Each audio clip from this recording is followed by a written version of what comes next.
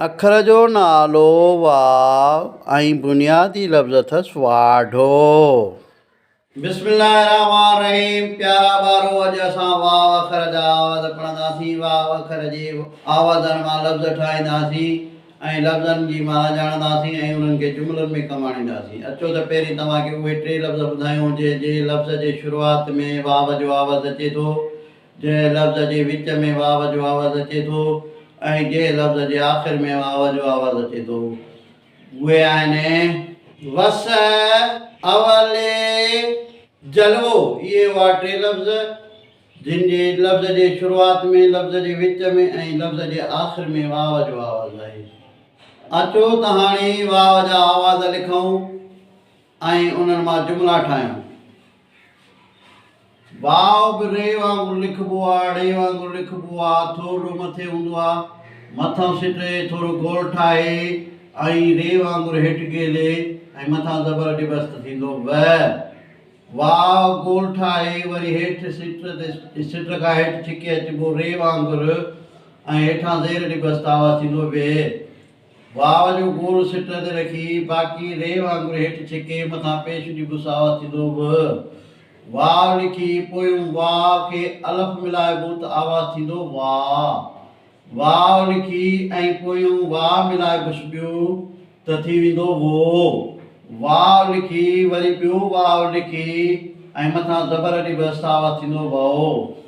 वाव लिखी ऐं ॿियो वाव लिखी ऐं मथां पेश ईंदुसि त आवाज़ु थींदो वू। वाव लिखी पोइ ये मिलाइबुसि आवाज़ु थींदो वी। वाव लिखी पोयों ये मिलाई ऐं मथां ज़बर डिबस आवाज़ु थींदो वए। वाव लिखी पोयों ये मिलाई ऐं हेठां ज़ेर डिबस आवाज़ु थींदो वी। व, वे, व, वा, वो, वाओ, वू, वे, वए, वी। ये हुआ आवाज़। हाणे लिखंदासीं लफ़्ज़। वा ज़बर व, हमदो ज़बर अ, रे ज़बर ड, णे पेशो ण, वअणण। वअणण माना जाचण, ॾिसण। वा ज़ेरे वे, दे अलफ दा, पे ज़बर प, विधाप। वा ज़ेरे वे, दे अलफ दा, पे ज़बर प, विधाप। विधाप लफ़्ज़ जी माना आहे सोन जेकॾहिं पूरो साफ़ नाहे थियल त उनखे विधाप चइबो आहे। वा पेशो व, जीम वा पेशा जू, दाल पेशो द, वजूद। वजूद लफ़्ज़ जी माना आहे बदन, तन। वालफ वा, चे ज़बर चण, पेशण, वाचण। वाचण माना जाचण, पढ़ण। वाव वाव वो, वाव वाव वो, हमदो ज़ेरे एण पेशो ण, वो एण। वो एण माना कूकेण, रड़ियूं करण। वा वा ज़बर वओ, रे ज़बर रण, पेशोण, वौरण। वौरण लफ़्ज़ जी माना आहे वक़्तु गुज़ारण।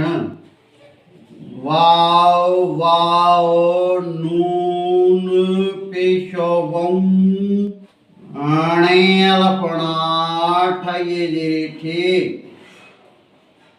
वौणाठी। वौणाठी लफ़्ज़ जी माना आहे वौणनि जी सुकल काठी। वावीअ वे, वावीअ वे, दाल अलिफ नून दां, ते ज़बर त, वेदांत।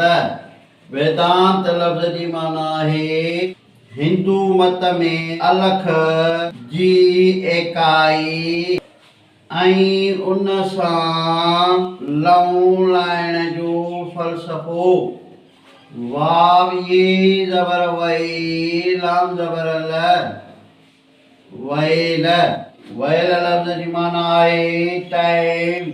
वाव ये रे रे वी लफ़्ज़ जी माना आहे चरागाह, माल जे चारण जी जाइ। वउणण, विथाप, वजूद, वाचण, वउण, वउरण, वउणाठी,